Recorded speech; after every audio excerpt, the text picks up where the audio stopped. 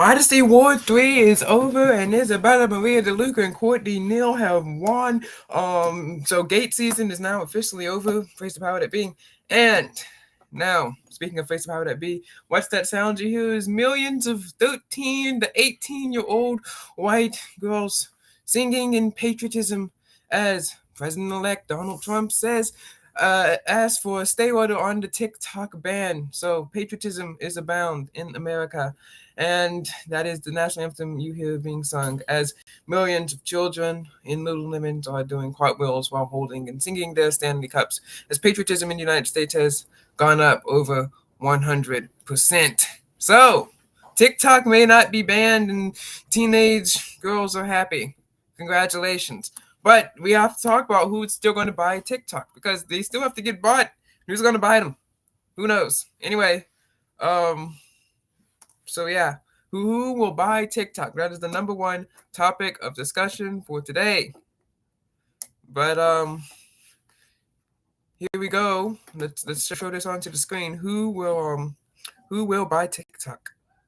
So guys, in the comments in the chat, tell me who do you think will buy TikTok? Look at the graphic on the screen over from Instagram. Every 13 to 18-year-old girl right now will say, "Can you see?" Trump urges Supreme Court to hit pause on the looming TikTok ban. So obviously TikTok will still get bought. TikTok will probably still get sold. Oh my gosh, we already have chat. Hello, Dora. Yep, we had a great Christmas and Merry Christmas to each and every one of you as well. So yeah, TikTok will not get banned. Maybe not. Who knows? But as patriotism reigns in the United States, let's see what happens. Dora says, imagine if Elon Musk buys TikTok. Well, Elon Musk and Vivek Ramaswamy are now in some type of X war over there, and they blamed it on Boy Meets World, which is apparently also a topic of discourse that we'll have after this. Anyway, back to the thing. So I did a list of companies last night. I was thinking about this, and I was thinking about the top companies that might buy it. So let's start with X. I don't think X will do it. If they did it, they might rename it to Vines, but I mean, X is probably in debt. I mean, he paid over $40 million just to buy the platform now, and of course, advertisers left. So I don't think X will buy TikTok. All right, Snap. Snap is probably in debt, so I don't think they'll buy TikTok, but they should. Okay, Snap's Reels are awful. Okay, Snap's Reels are the equivalent of, I mean, literally, okay, you can swipe through it. It is, Sophie Rain, which no one cares about it, and some fat woman walking on a mall. Literally, that's it. That is.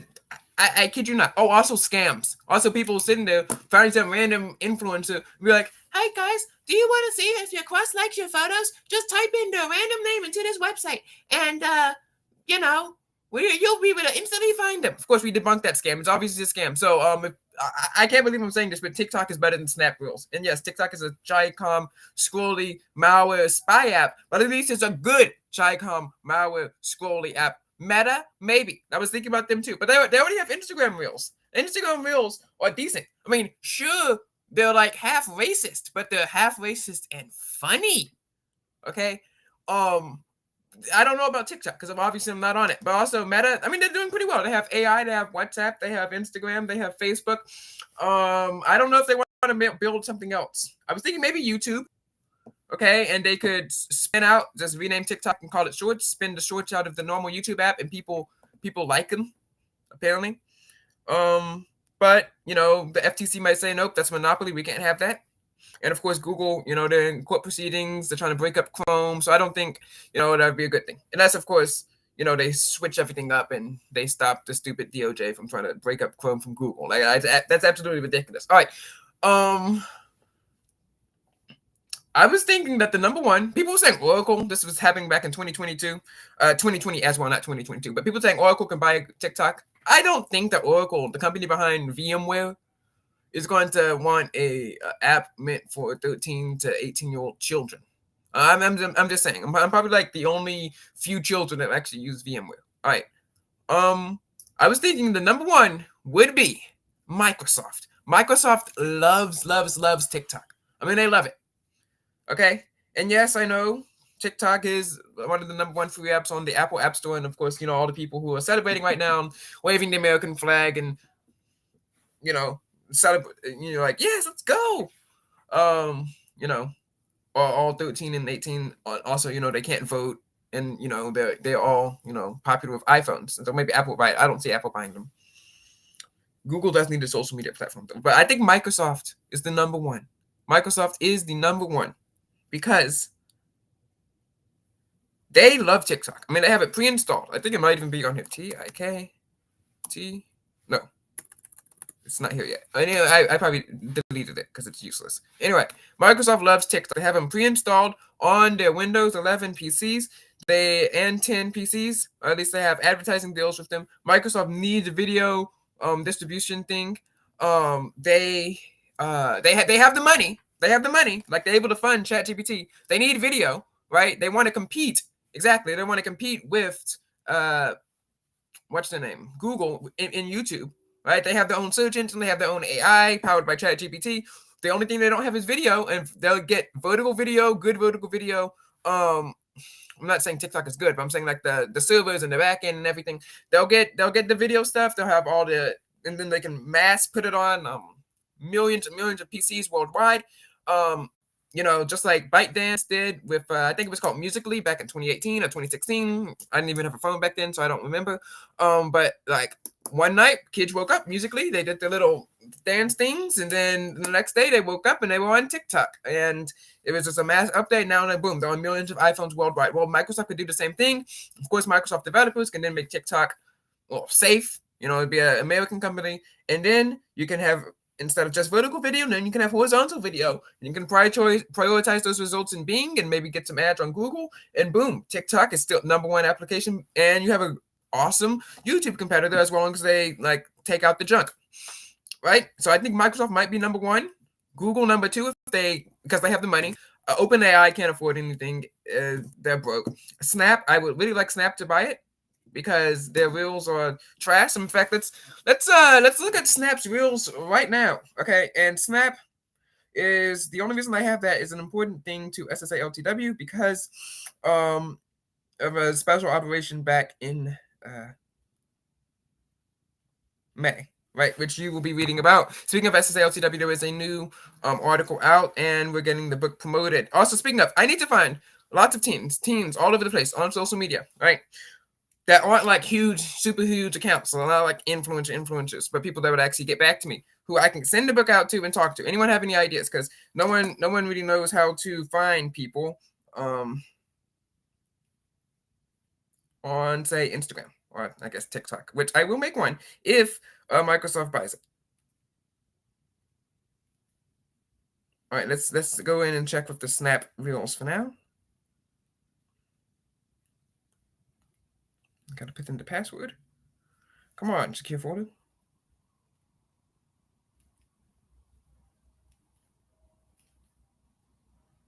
There we go. All right, so let's check in with the Snap Reels. Let's go to Snapchat, and I'm going to show you how bad this is. Now, Snapchat isn't that probably because they have those stupid spectacle lenses. I don't even know how they make money. Like, it's a chat app. Anyway, let's go through the Reels. I'm going to all right, mute it, and I'm just going to read through here. Okay, so it's this person reading tweets. Number one. Number two, it's, of course, the random street interviewer. The random street interviewer, people. Here we go. Again, I never see these street interviewers, ever. Walking on the street with these random women they somehow find on the street. And they ask them questions, and they just sit around and they say dumb stuff. Because apparently the dumbest people just kind of hang out on the streets that I don't know about. All right, and then we have a Timurad. A video recording of a news clip from a long time ago. And then we have one of those phony text videos, which is okay and interesting. We have some gameplay with a meme on top or something. Oh, and then they have brain rot Christmas caroling. I mean, it is terrible. Another Timurad. Like the reels here are trash, like absolute trash. No one watches these. Garbage. Okay, so I would really like Snap to buy something and I don't know, fix it. But I don't think they can afford it because I think Snap's in debt. They have those stupid snap spectacles. All right. So yeah, TikTok safe for now, but I think Microsoft may buy it. They certainly have the money. They have the want. They have the need. Maybe Samsung, but the Samsung's not an American company, so no, it has to be an American company. So guys, what do you think? What American companies will buy TikTok and save the teenage girls' hopes and dreams who now have avowed patriotism and respect for someone that they can't vote for ever because they're 14 and they can't vote? All right. On to Modesty Gate. Modesty, what was it? Modesty War 3. That's what we called it. Well, we have this article over from CC. There we go. Let me get the link up. Isabella Maria De Luca. Woo! She absolutely destroyed the commenters.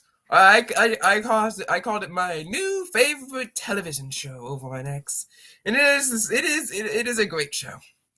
It is a great show. Honestly, one of the greatest shows of our generation. Even better than Boy Meets World, Vivek. Anyway, here is what we hope you guys can see this on the screen. My new favorite TV show, and then I added her. So people, she wore this dress, and good grief, this dress caused a war in the comments like never seen before. Well, actually, it's been seen before in October, and with Calendar Gate, and with Bikini Gate, and but anyway, it was a war like never seen before because it ended. It ended quickly. So here's the picture, right? And December 24th is the day it ended. It was over in Minnesota. Anyway, like these people were criticizing her and commenting her, and she went full on sniper attack. I mean, she went out and took out the head of the assailants. I mean, she went out and she went, nope, we're taking these people out piece by piece, picked them off one by one, and her X engagement grew, and revenue came streaming in. Anyway, here's the plot leaked to the new television show. This is good editing, don't you think? Cut up from the Samsung clip here. Also, we have to talk about this biggest downgrade of all time. It's so sad. I'll find you the picture. All right, a new TV show script exclusive to X called "As Isabella Maria De Luca Takes Down Her Haters" leaked today. Isabella revealed to be an X genius. Post a picture predicted to generate controversy at the Isabella Maria De Luca spy agency monitors ensuing hate comments, and she sniped back at the major attackers, creating war fronts on both sides, and snapped back and won. Oh, you can't even see this on the screen. Anyway, Isabella, she won. She destroyed the commenters. Courtney Nail jumping in as well as what's her name? The redheaded girl. Yeah, so there was a war over, and it ended quickly because she didn't sit there and cry or pout or anything. She just took them. And she posted a picture. People came in. They commented.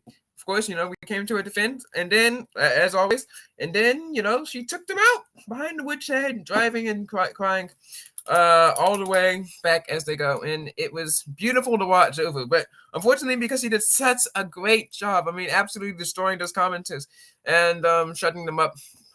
We didn't get to watch it for long. They're on to something new. Blaming Boy Meets World for everything, apparently. As the subreddit puts it, laying the foot of America's problems at Corey's treehouse, which is hilarious. So, speaking of the show, I was listening to their podcast. It's called Pod Meets World, and I first have to say anything. Apparently, there's a character in the show named, and I'm kidding you not, Topanga. Which I'm sorry, but if your name is Topanga, you don't get an opinion on anything. That's a terrible name. It's horrible. Okay, apparently it's named after some tree in California or something. Which, if you're naming your child after trees in California or something like that, well,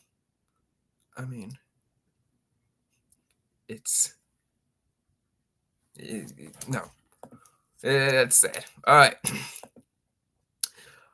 Ooh, wow! An actual message from an actual person that actually wants to message me. Wow, this is something. Nope. It's Meta's AI. Never mind. Let's forget. Let's forget we actually said that on stream. Anyway, apparently, the plot of the show, which is apparently so loved and reviewed by most, except for Vivek, is date, kiss, date, which leads me to ask: do people actually like kissing? Like, you're just sitting there licking someone and transmitting COVID. Also, that game that they were showing, I forgot what's it called? 7 Minutes of Heaven seems like torture. And that sounds like you're getting set up for failure, and they'll probably stuff you into a closet, and then you'll get tortured, and then national security will fall all around the school. So sad. All right. Anyway, back to our tech topic of the week. We had to take a something because a break. Here's something. Grok is trash. Did we go over that? Oh yeah, we went over that on stream last week, but then we reviewed it. Then we have to talk about this application. Merry Christmas. This is a Christmas present from me to everyone. Do not download this application. It's a QR code scanning application. You may ask, which one? None of them. Do not download QR code scanning applications because they have them built right into your phone. Okay? Your QR code scanning application is built right into your phone. And if you download these applications like this, you either have one bad thing, which can be just you're wasting space because you don't need it, and B, it's either ad riddled or malware. It needs all these kind of things like microphone, camera access, of course, but then location and things that it just doesn't need. If there's a bad application to download, you don't need them. They're built into your phone. So if you have a QR code scanning application, and I've seen someone use it. They pick out their phone, and yes, it was one of the lower end phones, but it's not good. But it's not like super terrible bad. Like it was one of the lower end phones, but it doesn't matter. They had the phone. You can hit it here. If it takes time to scan, I think you actually saw a red line go over it and go, and then it would load, and then you have to take the picture. And of course, the haptics are bad. And then you get your QR code scanning, which you have a QR code scanner built right into your phone. Samsung, at least, Apple as well. And if you don't have Samsung or Apple, you have Google. The Google application, you have Google Lens. You take it, you put out your phone. You take out Google Lens. So I'm going to show this on the screen. I'm going to block it so you don't see anything in the room. There we go. And you just click that, and then you can scan it. And if you have a QR code, just make a QR code of this website. I'm going to, oops. There you go. Let's make a QR code of this. Come on, make a QR code. I missed when they had just the easy down button. Oh, is this it? No, that's tab grouping. I'll make a QR code over on here so you guys don't have to see it. Let me see if I can find the share.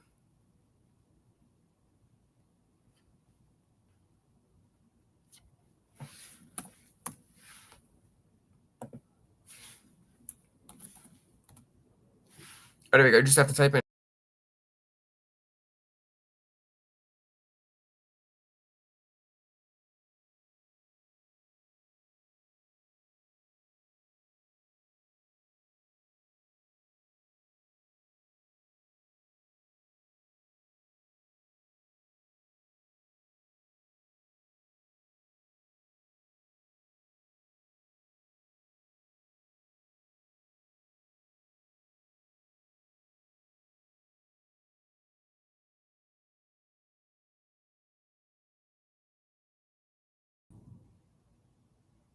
All right, I'm back, guys. Apparently, trying to show the QR code. Just it didn't want to do that today, so the browser crashed. But anyway, you can scan your QR code. And you will be able to get on the screen. So if you have your camera application on Samsung or Apple devices, you can use that, or use Google Lens on any of the device. You don't need a QR code scanning application. All right, now let's get into the phones of the year from MKBHD. We did this from Mr. Who's the Boss a few weeks ago. And also we have to talk about our new SSA LTW entry.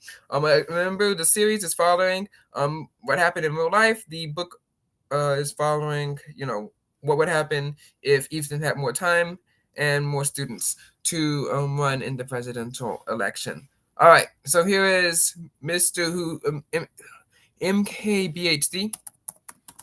And I'm going to try to be positive today because yes, it is hard finding hacking tutorials apparently, and you guys know that there was a big problem trying to find hacking tutorials online. Like if you try to find in how to hack this or how to hack that, you're going to find a whole bunch of antivirus websites and things that say, well, yes, this could happen or this may not happen. But You don't really find the tutorials. You don't really find the softwares. And people are saying, "Oh, well, it's really easy to hack into a computer if someone gets into your network," but no one's really showed me how. Now, of course, if you download some stupid program, yes, but not saying like if you're on someone's Wi-Fi network, they can hack into you, other than just like stealing your browsing data and cookies, which has largely been mitigated by HTTPS. But I mean, I'm talking about like being able to infect the computer. I even have Windows 11 Pro on here, so you should be able to command prompt to another computer a message. I want to see what's that called? CMD prompt message. I think it's called like NetSend, but they changed it. Yes, it's called message. So let's see if this thing works. Like it's just really sad trying to find new uses for technology. Of course, like I say, we talk about this all the time with the browser and like the browsers and stuff like that. But it's also really hard to find like new hacking tutorials. And I know you guys try to gatekeep some of that stuff, but like it's getting kind of boring and lonely out here just sitting around here arguing with people on the internet. Of course, me being right and them being wrong. They don't really understand and grasp my intelligence. Nonetheless, yes, here we go. This really sad downgrade from Isabella. I mean, if you want to cancel Isabella, cancel her for this. Cancel her for this. Don't cancel for anything else. Cancel her for this. And then we'll get to MKBHD. So anyway, here is a picture from Instagram. No, look at the downgrade. So this is new. That's the iPhone 16. All right, and then she looks like she has the iPhone 13 Pro. I think. Is there a hole in the phone? Is that why she downgraded? Look, you have 3 cameras and LiDAR, and you switched over to just wide angle cameras. This is terrible. This is terrible. No, get a Pro. Get a Pro. So if you guys want to have a gate, let this be the lesson. Don't downgrade your phone. Ooh, we already have a chat coming in. All right, what's the chat say? Merry Christmas, David. And what do you think about the terrible downgrade? I mean, poor girls getting canceled for everything that doesn't matter. But I mean, if you guys want to cancel her for that. I mean, that's totally disrespectful to the entire tech community. Anyway, to MKBHD, and I guarantee you her phone will not be one of the phones of the year. Well, it wasn't on the other channel. Oh, I think it will be because it's in the thumbnail. So maybe she did get one of the phones of the year. So I mean, she didn't pick like an iPhone 14 and then it's kind of like downgrade. Oof. Hopefully she it's probably maybe she still should have gotten a Pro. I'm just gonna say like she needs to zoom photos. She needs to LiDAR, for all the LiDAR things that she does. I'm sure she's a great LiDAR user. Always use the LiDAR scanner. That's what I always say. Anyway, I'm pretty sure she's taking 3D maps of the room, of her room, right? And we can have her with inferior technology. This is not good, not good at all. I'm sure she's listening right now instead of doing something more important and productive. Anyway, here is the Smartphone Awards of 2024. And if she is listening, send in a comment, please. And then I'll make it my banner.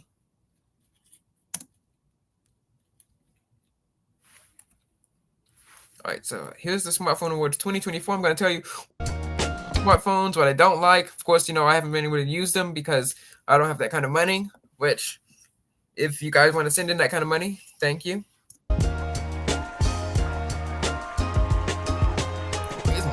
Live audience. Also, why is this in 220p? But I guess we're gonna have to deal with it 360p. Okay. Got a suit and a hoodie. All right, welcome. He's put on a tie. To the Smartphone Awards 2024. Every year, dozens. The best big phone. Let's give out some awards. So the first category, best big phone. So the idea behind this category was to sort of separate smaller phones and then the bigger phones, and then reward the absolute best big phones. But of course, obviously the iPhone 16 that she had on there is not going to be there, but 16 Pro Max, it might be one of the best big phones. S24 Ultra, of course, one of the best big phones. Vivo X200, which has been getting lots of press, lots of videos about. I've been hearing much about it. It was the best phone of the year from Mr. The Boss. That also has a big screen, so let's see what MKBHD has to say about what the best big phone is. Thing about phones these days is they're all kind of big now. Like phones are just getting bigger. So I'm going to try to reward the absolute biggest ones and the ones that make the most use The ones that want folds, because there's a special category just for the folds. of having a little bit of extra space. So like, here's an example. The ROG Phone 9. This came out late in the calendar year, but because it's a gaming phone, they sort of target all the things that make it good at gaming, and they also happen But look at those cameras there. Looks like it's only 2, maybe 3. I can't to really make it see. a great regular phone. 'Cause it's Huge terrible quality. 6.8-inch screen, also huge speakers, also huge battery. It's great for regular phones. It even has a headphone jack, but it's not perfect. That's great. But you guys have to have headphone jack or micro SD card slot. I do like that it has those features like good speakers. Speakers are important, but I like to see it compared to just a regular earpiece and speaker combo of a big phone like S24 Ultra or iPhone. Because the bigger the phone, the more noise you can make. Things perfect, but one got really, really close this year, and that's the Vivo X200 Pro. Again, a phone to come out late in the calendar year, but they basically did It everything. looks like that things that have a attachment for it. I know Xiaomi had an attachment for camera lens for some of their phones. It was a experimental thing though, because it's $43,000, which is an insane amount of money to pay for a phone that's now outdated. With this phone. You can see the huge camera bump. There's some incredible camera hardware in here, another huge screen, but one phone did outdo it. And there was one big phone that kind of nailed everything about being a big phone, Okay. and that's the winner, which is the Samsung Galaxy S24 Ultra. Samsung has got this formula this down. is a good phone. I like the S Pen though. It's broken off and all together. It does use its screen real estate effectively. I'm able to swipe down and split screen stuff. Have 3 apps running at the same time. Have edge panels. So we have to talk about the edge panels when you're i7. They are missing the edge tools like the level and the compass, which I miss. And hopefully Samsung brings that back. Or at least allows me to re-download them. That's really bad. Really, it's not a good thing. All right. But the battery life is not as good as I would like it to be. To a science, they have made a really good use of space in the Ultra series of phones for years now. Really nice screen, probably one of the best in any smartphone. Also with this really good anti-reflective coating that kind of went under the radar, but is really good on this phone. Really good cameras on the back without protruding too much. It also has a huge battery. Which, of course, I don't notice because of my case. While still having a stylus down there. There's just a lot going on in this phone and all the software to back it up. Plus, it recently started getting this One UI 7 beta, which jumps to Which is important. I do like getting the updates. Also, Motorola, where are their flagships? They should start advertising on TV. Android 15, it's getting software updates. There's just a lot of good things going on with this phone. It's skewed with these awards sometimes to be the phones that came out later in the year. This came out in January. Still deserves the award. So then, next category, best small phone. This is okay. So I think Isabella's phone, the iPhone 16, is considered a small phone. Let's show the image again. It's the pink phone here. I think it's like 6.1 inches. And back to the awards. This is kind of a sad one actually this year because while, like you've seen, lots of phones have been getting bigger and bigger. The small phones usually would pull up the rear. There'd be a couple small phones that sort of float around and deliver that special experience for people who want a flagship, but that's not huge. The mini iPhones and the Zen. Asus did not make their Zen phone this year, so no Zen phones. They made it, but not the small version. World, but those are all dead now. So then, what's left? What could be the best small phone among all the stuff that we saw come out this year? Here, think about this. The Samsung Galaxy S24 came out earlier this year, right? It's not that big of a phone. It's a 6.2-inch display. It's the smallest flagship. Yeah, and the bezels, small. Chip that they made. 6.2-inch screen is bigger than the phone that won the best big phone 10 years ago, which was the 5.7-inch Galaxy Note 4. So that just shows you how crazy it's gotten. There's the Vivo X200 Mini also came out. That was still over 6 inches. Really good phone for that size. And I also considered the flipping phones. Every year they're appealing as small phones, but then you open them up and they're huge again. Yeah, they're all 6.7 inches, which makes sense because you need the cover display. Ultimately, what I settled on was the iPhone 16. Best small phone of 2024. So the iPhone 16 is rocking a 6.1-inch display. Note that it's the same body size as the iPhone 16 Pro, but with a slightly smaller screen. But I really like the way that Apple stepped up the base. Yeah, and her phone did win the award. Of course, this is the blue one, not the pink one, but it's the same phone. I'm not really sure if I'm a fan of this phone. Of course, I'm not a fan of Apple, but it is popular. I mean, we have people literally switching over from the iPhone 13 to the Pro to the iPhone 16. Phones this year. They have really good cameras, really good battery life, flagship chip I mean, performance. it just seems like the phone that's going to be popular, like the phone I say it's in succession with all the iPhones. Years of software updates, more RAM than the base phones have ever had. And yeah, I could have given this to the 16 Pro because of how mad I am personally about the lack of high refresh rate, but everything else about the base iPhone feels... And also, the zoom telephoto camera. I mean, Apple cannot keep getting away with this. Apple can't get away with selling a phone for the same price as the S24 or the S24 Plus and selling it without a zoom camera, without 120 or even 90 hertz refresh rate, or without anything, of that nature. Feels as close to the flagship as it's ever been. And I even prefer things like the matte rails and the real variety of colors. They've just done a really good job with the iPhone 16. So in this world of so many phones being so gigantic and trying to pack as much as possible into a huge phone and being a two-handed phone, shout out to the couple of one-handed phones. I can use this phone still pretty left. one-handed, even with the case on. So then, that brings us to our next category of the night. Big news for Mahomes. I'm switching to iPhone 16 Pro at T-Mobile. It's built for Apple Intelligence. That's like peanut butter on jelly on gold. Get 4 iPhone 16 Pro on us, plus 4 lines for $25. What a deal. Y'all giving it away too fast, T-Mobile, slow down.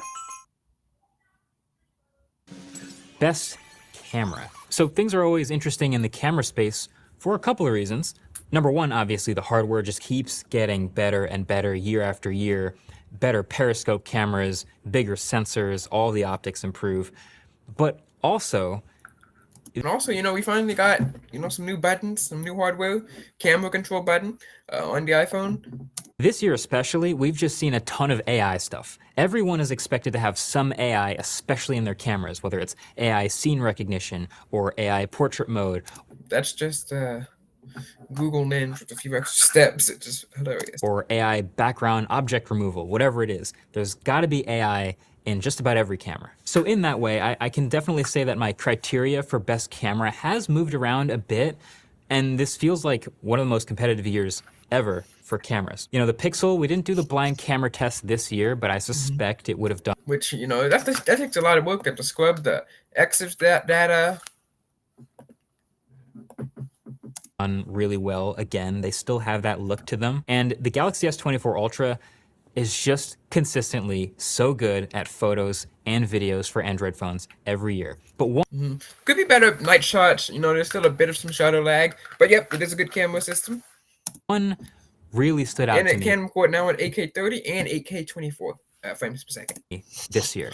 And again, it came out late during the calendar year. But the Vivo X200 Pro, man, if you haven't heard about this phone, this has got some serious camera hardware, and the reason it stood out to me is because it feels like it comes the closest to an actual real camera shooting experience. I mean, look at the lens, and I know it's fake.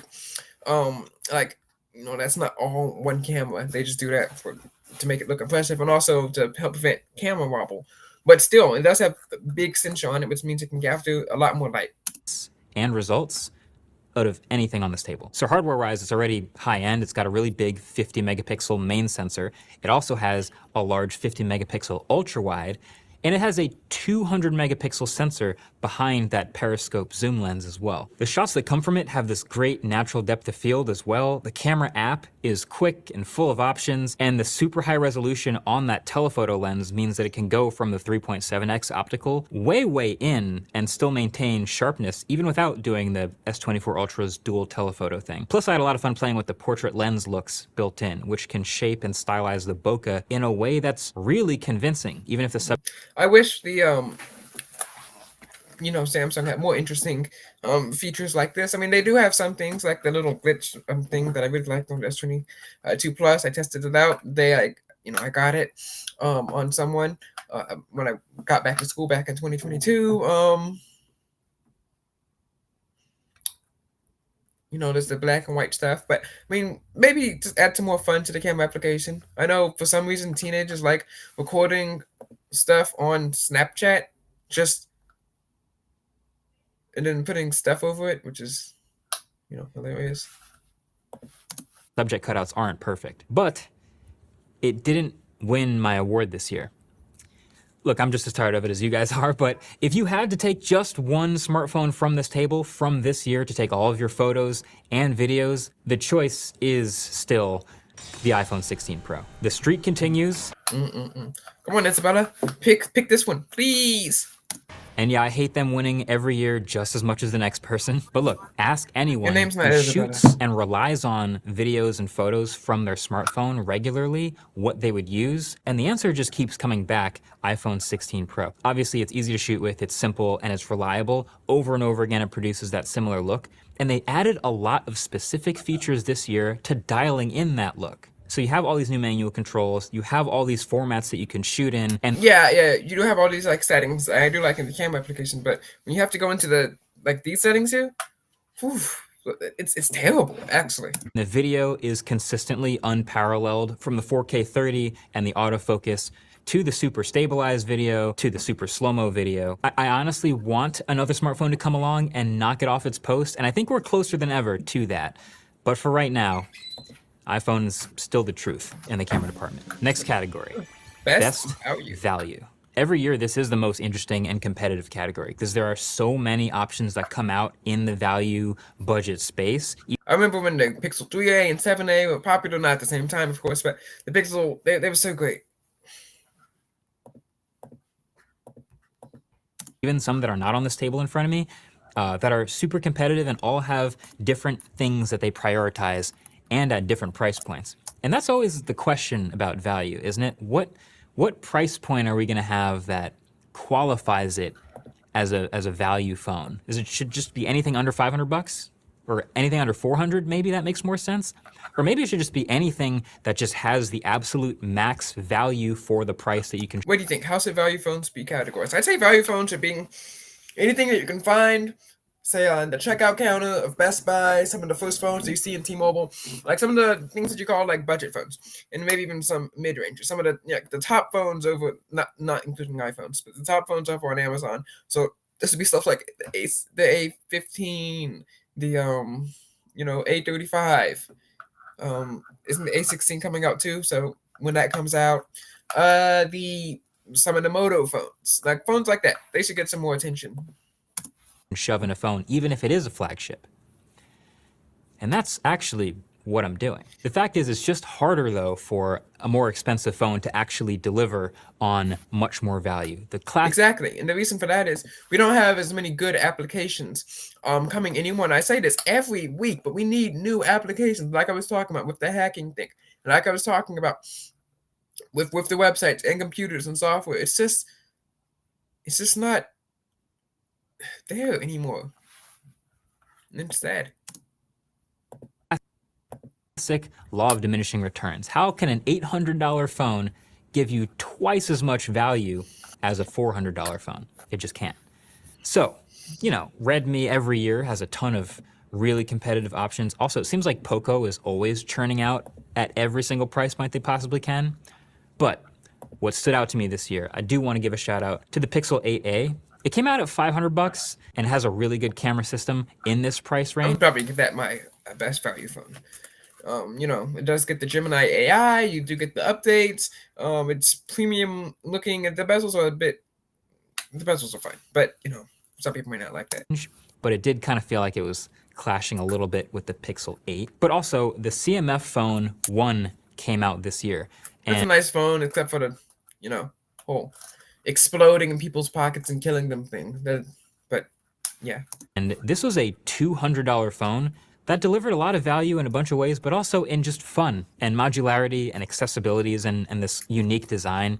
And you don't see a lot of, that's nice. You don't see any really I guess one other orange phone on this desk, but this is a really interesting phone to come out. Do you really want your phone to be bright orange? I'm just trying to call 911 and the people and you're like under attack or something, and people see you pull out this giant flaming beacon. It was actually easy to recommend. So 200 bucks, it gets a shout out for sure. But my winner for best value for 2024 That's gonna go to the Nothing Phone 2A. So this phone That's interesting. I don't really like Nothing's software skin that much, but it is an interesting phone.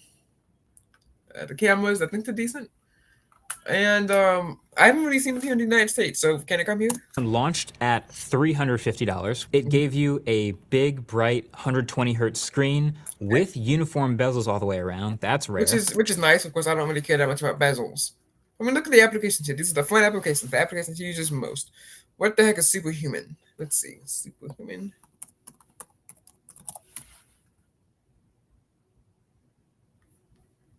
Oh, it's an email app. Oh, how much?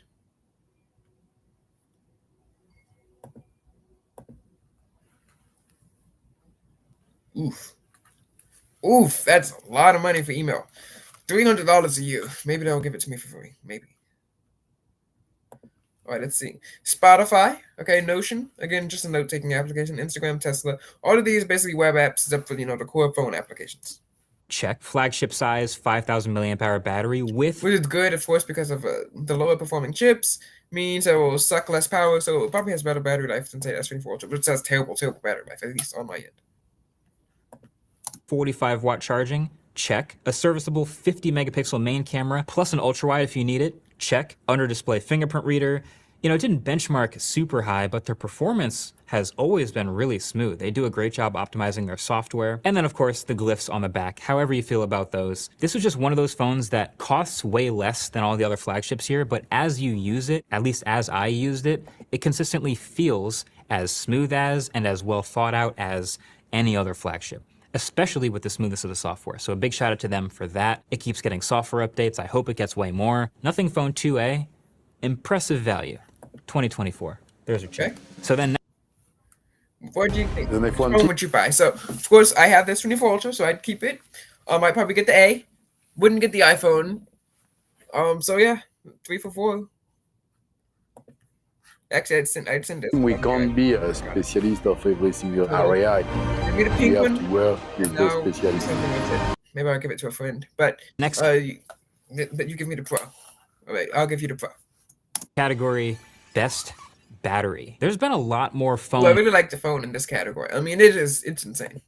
pushing the battery limits this year. And this award is just for battery experience overall, which includes battery life. So I can't help but notice when there's way more 5,000, 5,500, 6,000 milliamp hour batteries in these big flagships than I've seen in a long time. But it's not purely just the biggest battery capacity that's gonna win you my award for this. I'm not just gonna give this to the 28,000 milliamp hour Energizer phone. That does exist every year. It's crazy. It's just peace of mind, right? Long battery life is one thing, Well, but then yeah, of course, you wouldn't want a phone that has that looks like this. I mean, I would, but most people wouldn't. Because I mean, every time I brought the case, I keep it on most of the time. lots of good battery maintenance features. Time to charge. Convenient fast charging is another thing. Like the big iPhones come out every year and they have really good battery life, but they just charge too slow. So the Samsung Galaxy S24 Ultra comes out this year, has a 5,000 milliamp hour battery with room for the stylus as well. It also has 45 watt peak charging and wireless charging, and it just seemed to last forever. Like this is a phone you could use all day easily. I don't know what he's talking about. I mean, this phone would be dead by 3. I use it from 8, it would be dead by 3. With this big bright screen, Or 6. but that wasn't enough. That wasn't enough. There was almost a subcategory of what I would consider like mega flagships that came out this year that sort of took things to the next level. Oppo Find X8 Pro. Again, a late addition to the calendar. 5,900 milliamp It's hour. almost 6,000 milliamp hour batteries, of course. Optimization, Chinese software, I'm not really sure how well it does. Also, you have to kill it. Chinese software does like to kill lots of things, so you miss notifications. So again, if you try to optimize it the American way, which is getting your notifications on time, so see, we're better, which is better. We like to have notifications on time in this country. Anyway, if you optimize it that way, I'm not sure how well the battery would compare to his S24 Ultra. Mine's terrible. I think that's just because the smart switch from the terrible S22 Plus transferred over to the terrible battery life. Battery, and also 80 watts of peak charging. So this can go 0 to 100 in a little under an hour. It also could do 50 watt wireless charging with the right AirVook charging pad. It's ridiculous. still wasn't enough. The Vivo X200 Pro also came out this year, had a 6,000 milliamp hour battery, and Again, same thing. Chinese software. I'm not sure about that. 90-watt charging. Do you know how insane that would be? Great. Good. That's 2 times faster than S24 Ultra with 45-watt charging. About 4 times faster than the regular most phones, 25-watt charging, which would be 100. And I think does have wireless charging. I think so, which is important to me. You know, you can put it in your car. You can put it. I don't drive, but if I did, you could put it in your car. 90-watt charging still wasn't enough because there is one phone that crossed my desk this year, again pretty late, that had It must be nice to have so many phones that you can pick and choose which one you want to review, and you still get to keep them. things that I hadn't really seen much at all during the calendar year, which was the new Snapdragon 8 Elite chip and a 7,000 milliamp hour battery. 7,000. That's 2,000 more than the S24 Ultra. So that would basically be this battery case here, just by itself, is 10,000 milliamp hours. So about that size. And this battery case here, they sent the wrong one. It's for the S24 Ultra. I mean, 3 Ultra. So that's why it didn't fit. Is 5,000 milliamp hours. So this right here, it has more battery charging than a full charge up for the S24 Ultra. So it could probably last at least a day and a half, maybe even longer with optimization. That's your winner, which is the Red. I mean, look at that phone. Look how thin it is. No, it's not water resistant, but look, the camera's not, as good. But look, it's flat, and when you look at the front, 10 Pro. This is a gaming phone, and it is entirely designed around gaming with things like an exposed active fan that sacrifices water resistance. But still, you have a fan and 2,000 milliamp hours more than S24 Ultra. Insane. For spinning up and keeping it cool when it's gaming and charging. But the Snapdragon 8 Elite chip has been like a superpower in a couple of phones that it started to show up in late this year. There's a couple other phones that have it, but it has been dramatically more efficient than the previous generation, which we love seeing. So it has that chip. Maybe leave a thumbs up if you want to see a video just about the Snapdragon 8 Elite. But then I'd like to know what some of the AI projects they're working on can do. It also has a 7,050 milliamp hour battery. And so, insane. So just that combo alone makes this a 2-day phone comfortably at 144 hertz, which is sick. You could also turn it down to 60 hertz and do even better than that if you want. And when you do have to charge it up, it'll go 0 to 100 in half an hour or so because it charges at 100 watts of peak charging. So it's just got a lot going for it. It also has all the battery maintenance features. You can cap it at 80% charging if you want. It's also got bypass charging to avoid thermal damage. There's just a lot in the battery department. Red Magic 10 Pro, Battery Champ 2024. So our next category is the best design. If you hang out in the YouTube comment section long enough, you'll read things like, smartphones are just kind of boring these days. Like I've been reading stuff like that since like 2015. All the same as last year. Have we reached peak smartphone? Is nothing different anymore? And if you agree with that, you kind of have to ignore some of the most interesting stuff happening around the edges. Some of the most innovative and fascinating design choices that we've seen in a long time. Worth honoring a little bit in 2024. The CMF Phone 1 that I talked about earlier. I wonder if this is a reference to anything. Let's see. This is one of those great examples. A super budget phone that tries to stand out by doing something a little bit different. Design. Like a fun design being the reason you buy this $200 budget phone over others. I actually think from its big brother company, the Nothing Phone 2A did a lot of similar things. Yeah, but design isn't that good. I mean, you can easily get that confused if the lights are off with the Google Pixel 8a. I mean, if you're not really a tech expert, you don't really remember. I mean, the cameras look the same. You flip it over a little bit, boom, iPhone 16. It's the glyph design on the back, the transparent stuff. They had some special editions. They thought a lot about design in this phone and connected it to the software, which I think is really cool. But when I'm giving a design award, I don't want to give it to anything that had a critical flaw. Like, I want to give it to someone that just definitely didn't do anything wrong, like S24 or Pixel 9. But that would be boring. Big news for Mahomes. I'm switching to iPhone 16 Pro at T-Mobile. It's built for Apple Intelligence. That's like peanut butter on jelly on go. Get 4 iPhone 16 Pro on us. Plus 4 lines for $25. What a deal. Y'all giving it away too fast, T-Mobile, slow down. So my design award winner for 2024 is the Huawei Mate XT, aka. Oh, I mean, yeah, you did do something wrong. You spied on the United States, including your stupid toaster, Xiaomi. The trifold. Look, you guys have seen the video on this phone. There were some rumors now about it maybe not being super durable. Honestly, probably true. I mean, no, duh. Like, who would have thought that a phone that when unfolded is thinner than my phone by like 2 times would crack in half with 2 inches? I mean, wow. There was articles about maybe some bad press being covered up because it's Huawei and this phone's coming straight out of China and they want to kind of cover that. Probably true. But the fact that a real smartphone company had the audacity to not just build a... I mean, Huawei doesn't have anything else to do if you think about it. Like, they can't make any good chips. They can't, you know, they can't really use Android, which they still do. They try to pass it off as their own operating system.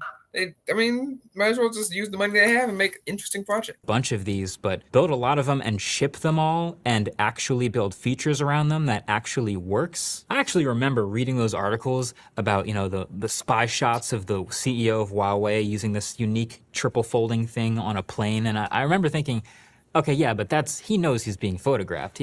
That's not a real phone. They did, not only did they actually do it, but this is a crazy impressive phone. It's super thin, it has the hinges, it has the battery distributed through everything, it's got the cameras on the back, they've got software features that work with both 2 and 3 panels.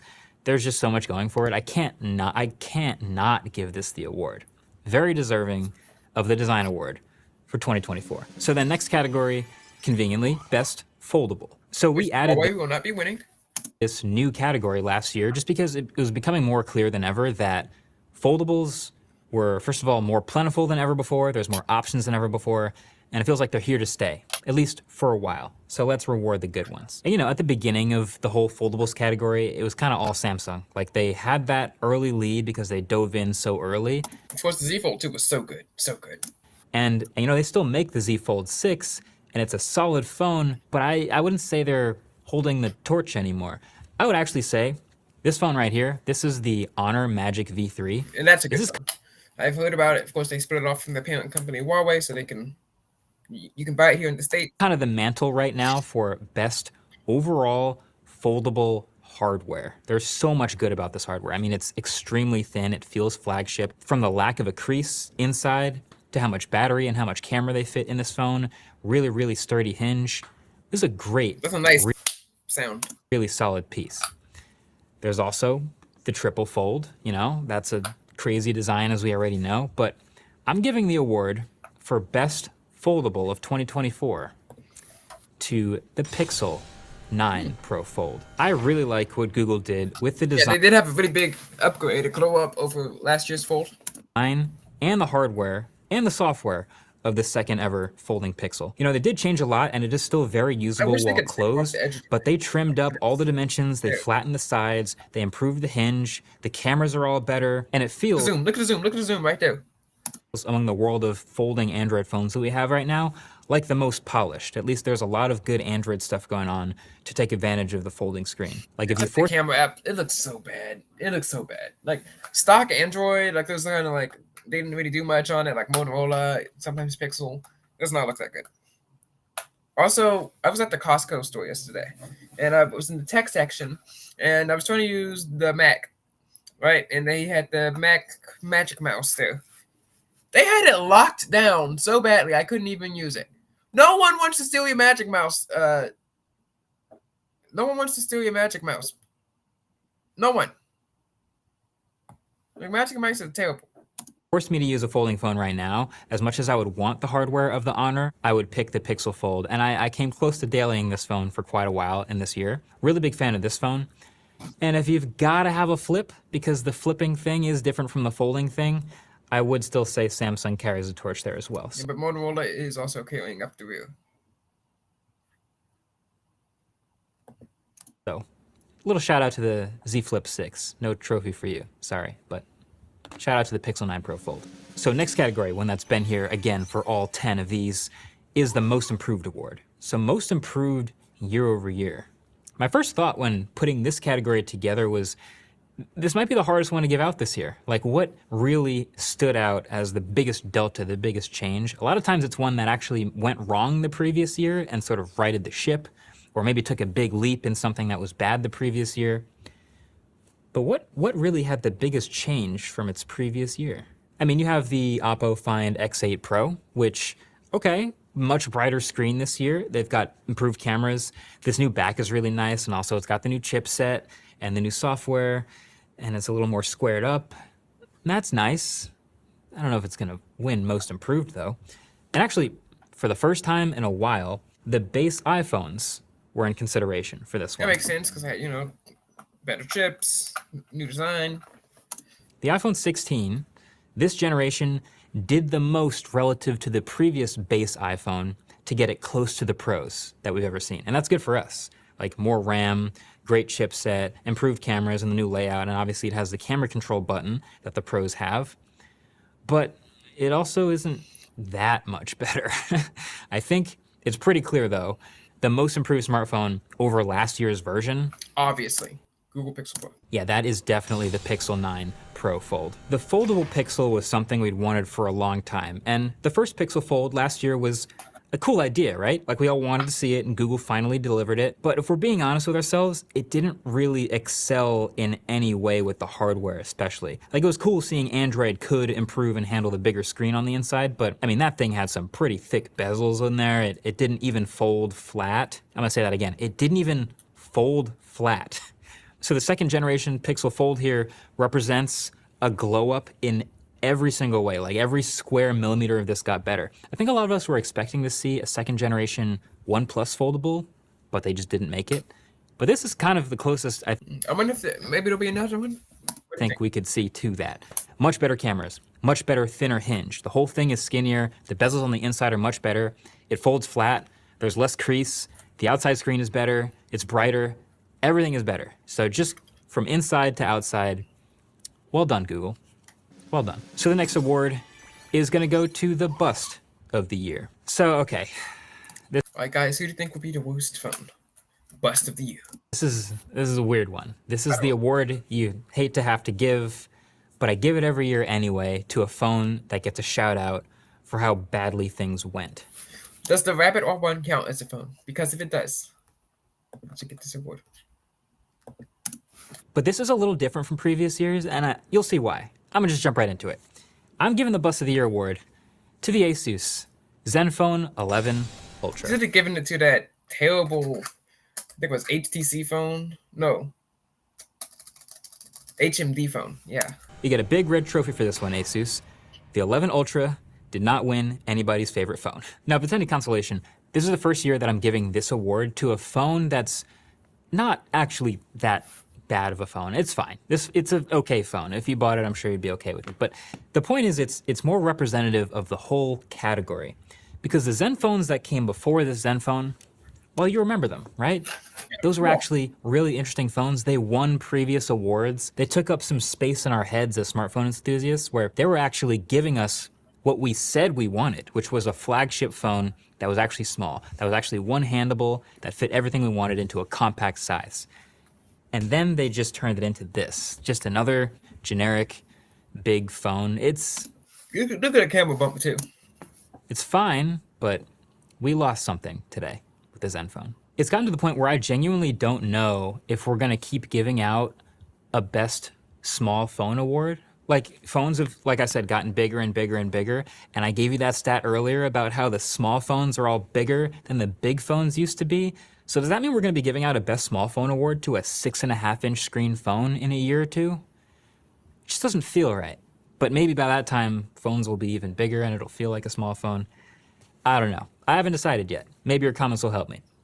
But this is the Bust of the Year. So our 10th and final category in the 10th year of the awards, Of the year. it's the MVP. Phone of the Year. There's a lot of choices. This always feels like the highest pressure award. It's also my favorite just because what phone do I choose to carry the torch to sort of represent the entire year in smartphones? With all that we've just talked about, with all the exciting features and the risk takers and the comeback stories and the bust of the year and all this stuff, which It'd be really phone funny if you gave the bust of the year to the phone of the year one year. That'd be fun. gets the award? And I think my philosophy here is I am rewarding overall greatness. So there are a couple runner-ups here that absolutely deserve real spotlight for a minute. Vivo X200 Pro, especially. So like, I didn't even review this phone, but again, it came out late this year, and this phone, this is like got it all territory. It's got the awesome This super phone, bright screen. It's got the great chipset. It's got these incredible cameras and that shooting experience, great battery life, super fast charging. What doesn't it have? Maybe just the Snapdragon 8 Elite chip at this point, although it does have a pretty great MediaTek chip that's no slouch and that enables a lot of its features. But in general, you're in can't really go wrong territory here. All But I right. keep, I'm looking around. There's some other really good ones here, and I can't help but look over back at the Pixel 9 Pro Fold. From being such a big comeback story for the Pixel Fold series and being such a good phone, a foldable that I would actually daily to this day, and doing so many things right, this feels like I should highlight it, so here we are. But it didn't win. You know what else feels worth highlighting though? This was the year of the base iPhone, especially getting way more praise than the Pro iPhone. Yes, it's the colors, right? And that makes sense. I'm pretty sure she bought the phone because it was pink. This was the most complete base iPhone they've ever made. It's getting Apple Intelligence and all that, but it also got more RAM, new colors. I like the matte rails. This was a really good year for not spending $1,500 on an iPhone. But also, in these smartphone awards, I typically want to give a shout out to the phone that I am currently daily driving. I could use basically any phone, so maybe that means something to you. And so, that would be this one. This is the Pixel 9 Pro XL. That is kind of dinged up and scratched, but this is the phone I use. I use the XL over the smaller one just because of the extra battery life. But it didn't win. We're rewarding greatness here. The MVP for 2024 is a Samsung Galaxy S24 Ultra. Phone of the This year. phone is just so good at everything. Oh, Wow. phone of the year. Samsung Galaxy S. It's Ryan Reynolds, and I'm here in the North. What do you guys think about that? Phone of the year, Galaxy S24 Ultra. And now let's go to SSA LTW, and then we will be out. So in today's SSA LTW, that we posted today, the fall of GCam, our greatest ally. GCam, our greatest ally, has now fallen to the forces of well, something, and you have to go read the article to find out. And now our new character that's about to get added to the series. Name starts with an S. It's about to come in, so we need names that start with S's, guys. So comment, tell me in the chat. Good girl name. And whoever wins, whichever girl name wins, will be the name of this new character. All right. So we need this. So let's talk about GCam, follow our greatest ally, and the major changes that happened as we bid 2023 farewell as the high school geopolitical race is on. The race for prom. Will Ethan Shea in Geneva win? Or will Allison and Molly win? That's what it's shaping up to be. But we also have new problems emerging on the rise, new bullies, and now we're about to go to a spy chase that will transport us back to 7th grade when we say the greatest rival in SSA history until 8th grade ever emerged. So, the game is on, people. And the greatest rival in SSA history since 8th grade is about to rear his head. So, with that for now, saying, give me the good girl names that start with S because we need them for the series and the story.